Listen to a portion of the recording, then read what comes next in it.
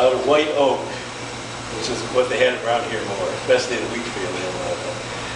Or if you did have a white pine trees, which were rare around here, you could make out of that. Now actually the best thing was the cedar, but the cedar don't grow around here. Okay. Why did they want that kind of wood? Why did they want that kind of wood? White pine is actually the old growth stuff. I used to have trees there like 150 feet tall. I remember when they were building a bridge, the guy had a couple of trees that size. They were going to build a bridge. They gave him $1.50 each for them to build the bridge. But white pine is a real nice, soft, easy to work. And the old growth ones were a real tight grain, which because they took 100 years, they didn't grow fast. In the old days, they grew really slow. So you see the grain in modern wood is really spread out, but in old trees, it's really tight. And white pine would really be durable for a roof. Almost as durable as cedar, but not quite. But the next wood, which is durable as cedar, was white oak. That's really hard to work with, but it does last a long time. Those are only two things. Now, when you're building a log cabin, or if you didn't have any money, you could use anything you wanted. It just didn't last, that's all. So, actually in the log cabins, instead of taking all the time to do little shingles, because they just split great big boards out and just put them up there. Or they just took bark off the trees and laid them up there. Which actually, they kind of rounded bark, put one bark this way and the other one the other way. Makes a pretty good roof. And actually, elm trees, the bark will last forever. Elm trees are funny. They're hard, you can't work on them, there's no grain, you can't. But if you bury them underground, they'll last forever. Actually, the piping in London is made out of elm trees. It's hollowed out piping, and they're still there from hundreds of years ago. As long as they don't dig them up, dispose them to air, they last. And also, elm trees are really good for wagon wheels. But you'd have to let them dry for a long time. If you made a wagon wheel, I don't know if you're interested in all these little side things. If you made a wagon wheel with green wood and it shrank, then it would all fall apart. So you had to let the wood dry for like 5 or 6 years before you made a wheel out. So it wouldn't shrink it. That was a mistake sometimes when they were moving way out west. It'd be a real hurry to make wagon wheels. And then you got out west where the weather was really dry and your wagon would just fall apart. That was not a good idea. Okay, we're getting the shingles now. Now, doing woodwork this way is always risky. That's why they came up with saws. But when you split something, you don't know if it's going to split. You don't know what it's going to do. But this is not a real throw, it's this car spring. But a real one would be a little bit more wedge shaped. It's a long wedge with a handle on it. Now, anybody know what this is? It's a hammer. It's a wood one. You can touch all this stuff and try it afterwards. It's really heavy. It's hickory. Now, like a piece of pine would weigh about a third as much as this. Now, this gives you a lot. You see it's been kind of banged up. I wore out a bunch of these. Usually you can't find an antique one. If you find an antique one that's all together, that means they never used it. They usually just get all hacked up there after a while, and they just throw it away. And it's hard to find these things antique too, because they got all beat up. Now I'm going to try this. I always look like I'm stupid because there's a knot right down there which will make it not split. Now they always had good trees, and I always picked out the ones, if there was anything wrong with it, just threw up. 90% of the trees they cut down, you know what they did with them? Just piled them up and burned them. So they only picked out what they wanted. So, but, before I start, you can split wood any way. Actually, it splits either. This is the tree goes around this way. The rings go around this way. You can split it actually it's supposed to be easier. And when they saw it, they just go like straight through like this. You don't have to think about anything. But you can have all kinds of things happen to it. But if you want to split it and not have it warp, is you got to go against the rings, you might say. I got a piece of wood here, which they sawed accidentally. You guys probably can't see it. You know, the rings in the tree usually go around at various angles, and then it'll always, the boards will always warp back to that shape. But if you can see this wood, the rings all go straight across. Now that won't ever warp, won't ever change. Now that's a key thing in shingles or barrels. You don't want them to warp. Now if you just saw it out, which they do nowadays, just straight down through the tree, just through anything. See these two pieces? They're supposed to match. Anybody see the difference in them? This is the way it's supposed to be. But this one went back to the shape of the tree because it was just a sawed out piece of wood. And of course this whole barrel just fell apart. I don't know if you can really see that from a distance. But just warped right back to the shape of the tree. Especially if they get wet and dry out. Which is something you don't want to do with a barrel. And you know what? I see modern shingles.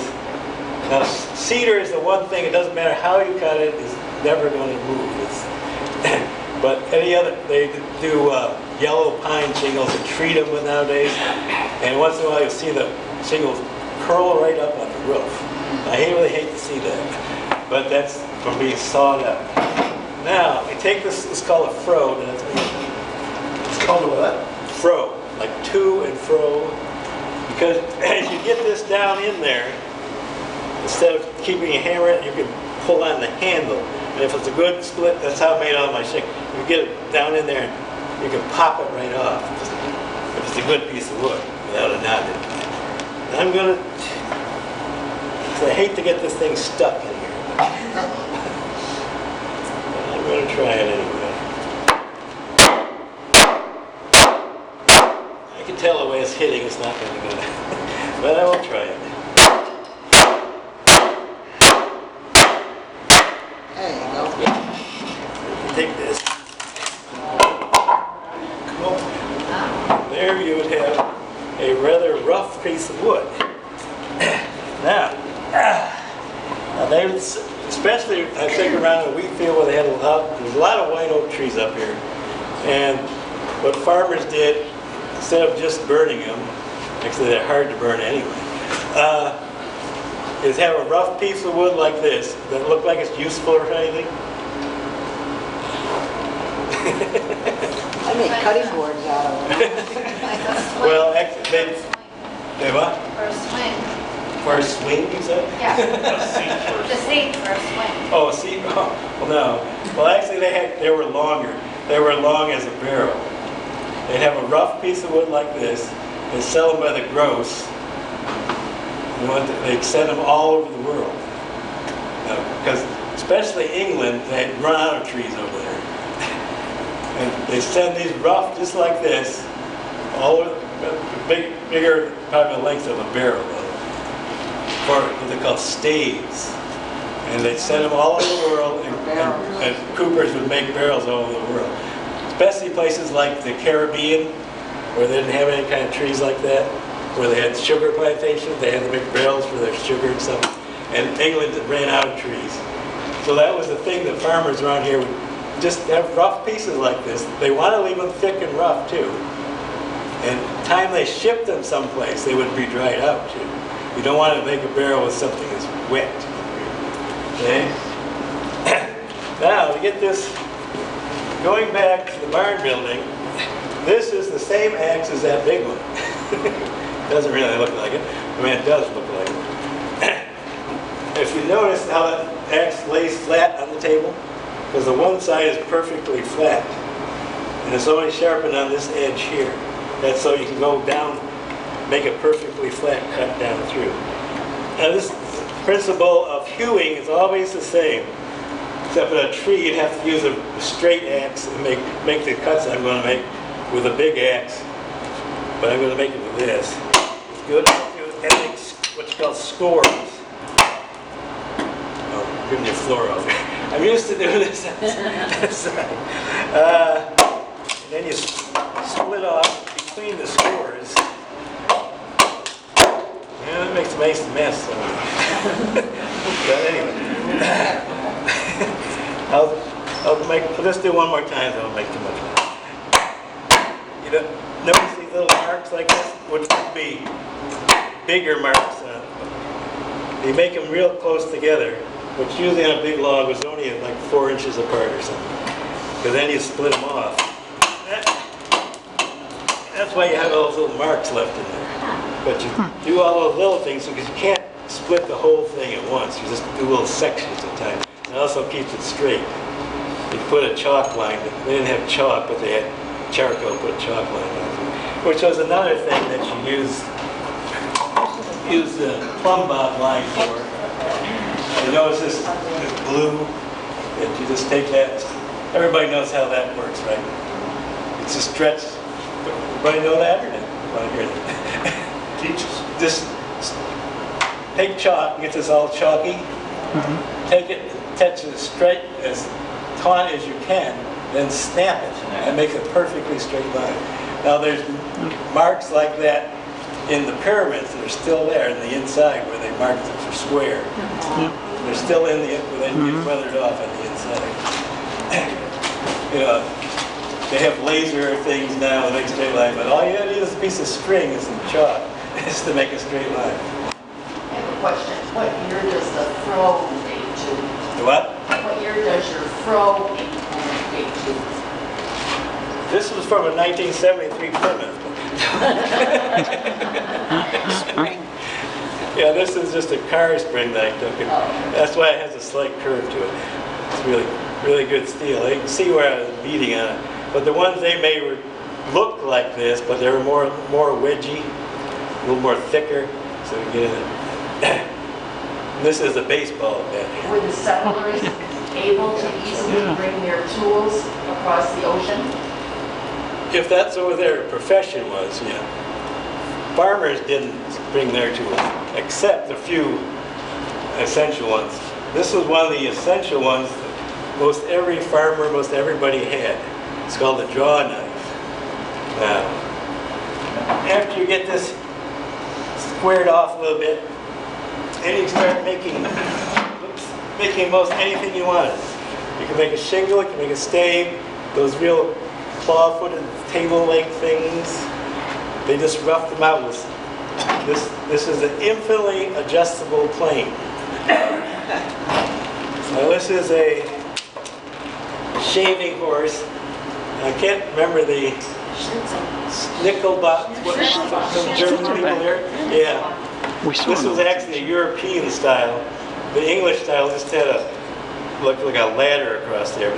As usual, when you come to America, you go with the easiest thing to make, the most efficient. The Germans or Europeans had the most efficient. This is all split out. I just sawed the ends off. You didn't use the saw very much at all, just to square things off in the end. Now, even some barns, the ends aren't even, they're just pointed with an axe, but saw is a little more easier to do. Anyway, this is a Schnitzelbach, what you call it, or shaving horse, or every profession that used them had a different name for them. And you made it fit whatever you're doing. And you press down on that part. I patched this because I wore out the edge on that. Then everybody asked me, is somebody going to tell me anything about working like this? Don't cut yourself. Don't cut yourself in half. That's what they always say. This is the only safe tool. Everything else I get hurt on. You know, your whole nailing something, everything there. This is my safest tool. I never got hurt on.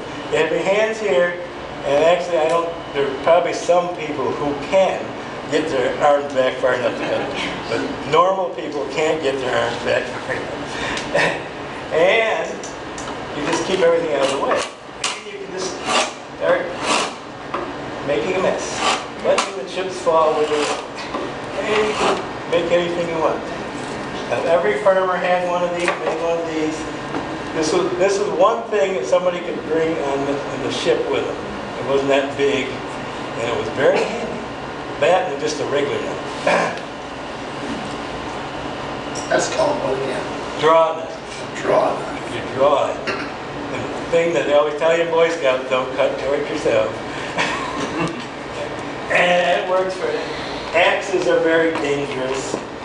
The biggest thing about when I cut down a tree is if you don't hit it quite right, it'll ricochet off and come back at you. Or the head will fly off the handle. And it wasn't so much if you got cut, because it's always sharp. You got a real bad cut in your leg or something. That wasn't the worst part. It was that you got infection and died from that. So every other tool you can die from, except for this. Unless you drop it and try to catch it. Okay, I'll let you guys come up and try this if you want after. What? Nobody wants to try it? No, you don't have to. Most people are afraid of it. But you can start, you can make a shingle. Shingles are always, see, I don't know if you can see that, it's real thin on this end and thick on this end. And so when they lay together on the roof, I got another one here. Well, they don't have, so the next layer will lay more flat on there. But only about, this one isn't quite done. When they lay together on the roof, there's only about 5 inches that show. So anywhere on the roof, there's 3 layers of, any point, there's 3 layers of shingles with only 1 crack within that layer. So. If you come over to Josh's house, we have a cedar shingle roof that was replaced maybe 3-4 years ago. And you watch them work was great, you know. It was all repair. They didn't make the shingles, but still, it looks cool. Well, I spent a lot of time making shingles for a little cooper shop. You can't make them smaller than 4 inches, which is too, because you got to have at least 1.5 inches space between the cracks and 1.5 inches off the next row up. So when those cracks open up or close up, they won't leak. Now, interesting thing, my old barn, you could stand inside and look up through it and see light. But when it rained, they'd swell up. And you wouldn't see that. But that's just because they were too old. But you only could do that for so long. They needed to be replaced. Now the average roof at least lasts 50 years out of wood. Maybe a little longer if you're pushing it. But I don't think they last that long now because they're usually sawed out, unless they're cedar. Okay, you can go from a shingle to a stave.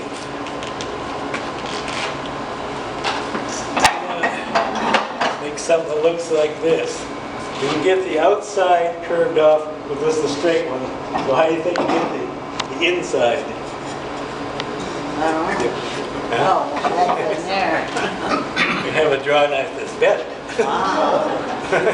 Now they had all different sizes of these that fit. This one fits, the thing I'm going to show you pretty good, fits right in that curve pretty good. So, that's how to get the inside out. Now,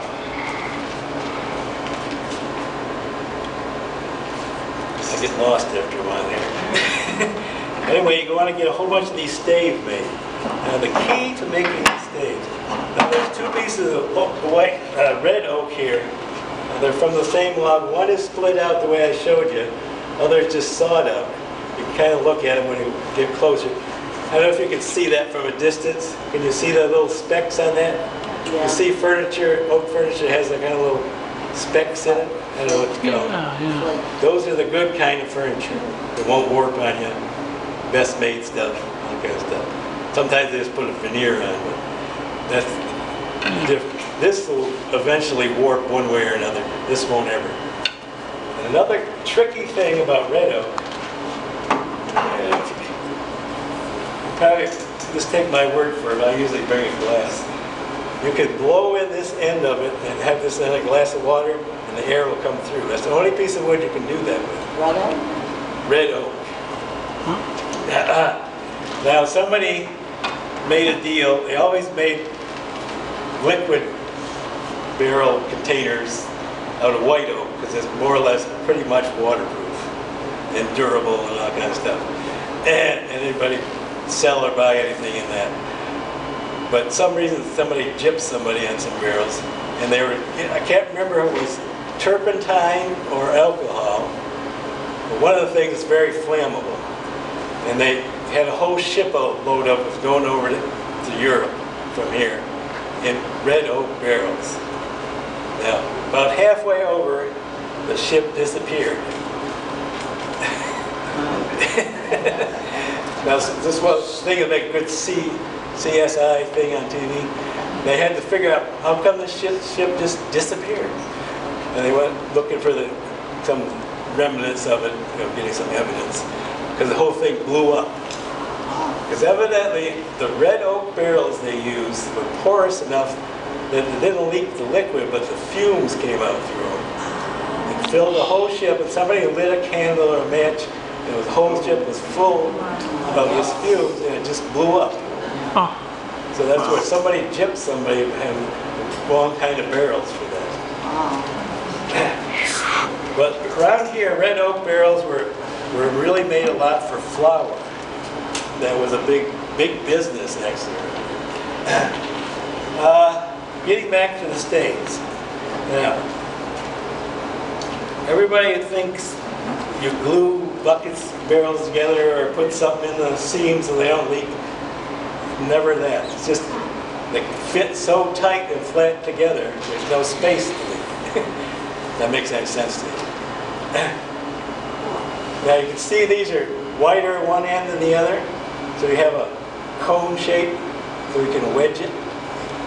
But these two surfaces fit together. If they're perfectly flat, they will not, when you hold them tight together, they won't leak.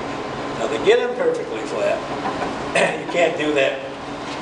They really don't care what the outside surface looks like. It doesn't really matter. They might make it nice so they can look nice. That's irrelevant. You can't really get this really perfectly flat on something like this. You can get it nice and smooth, but you can't get it perfect. So,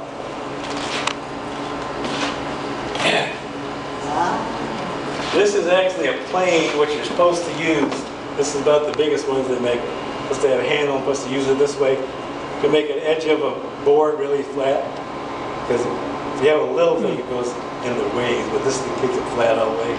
But a Cooper would usually have ones that are about 6 foot long, because if they're doing barrels.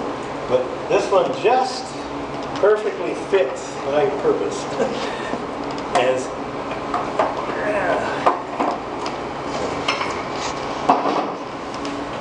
you would just set it up someplace and put, because this is perfectly flat for the lengths of this. And as you come across this blade and not take your fingers off, and make that perfectly flat as it comes across to you. And you're going to say, how do they get that angle? Now they would never measure it, they would just from experience. But if you're an apprentice starting off, you use a high-tech tool here. This is 2 pieces of wood with a piece of leather on it. And you mark where this would come in the angle here. Mark it on here for the right angle, so you can just check it by putting it on here and see if it lined up with the marks. It's a real high-tech thing. I always tell kids it requires no batteries. Or you can make a little jig that was the right angle. But they never used that, they just knew what the angle was and knew that they had to keep their fingers on. Now things like this would never meet standards of safety nowadays. Anyway, you get a bunch of these made the right way, hopefully. And I'll move this table over here.